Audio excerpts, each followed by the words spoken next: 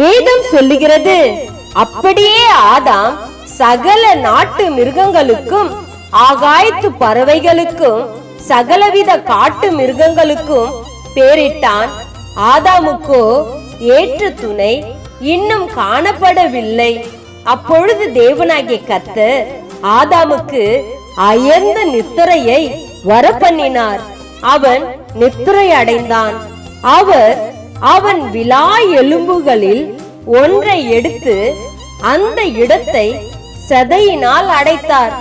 தேவனாகிய கர்த்தர் தாம் மனுஷனில் எடுத்த விலா எலும்பை மனுஷியாக உருவாக்கி அவளை மனுஷனிடத்தில் கொண்டு வந்தார்.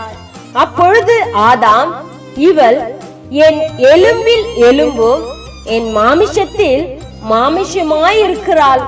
இவள் மனுஷனில் எடுக்கப்பட்டபடியால் மனுஷி எனப்படுவாள் என்றார்.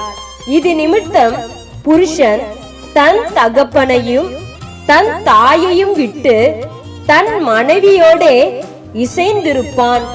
அவர்கள் ஒரே மாமிசமாயிருப்பார்கள். ஆதாமும் அவன் மனைவியாகிய இருவரும் நிர்வாணிகளாயிருந்தும் வெட்கப்படாதிருந்தார்கள் என்று ஆதியாகமம் புஸ்தகம் 2ஆம் அதிகாரம் 20ஆம் வசனம் முதல் 25ஆம் வசனம் வரை வேதத்தில் இப்படியாய் சொல்லப்பட்டிருக்கிறது. கர்த்தர் தாமே உங்களை ஆசீர்வதிப்பாராக. ஆமென்.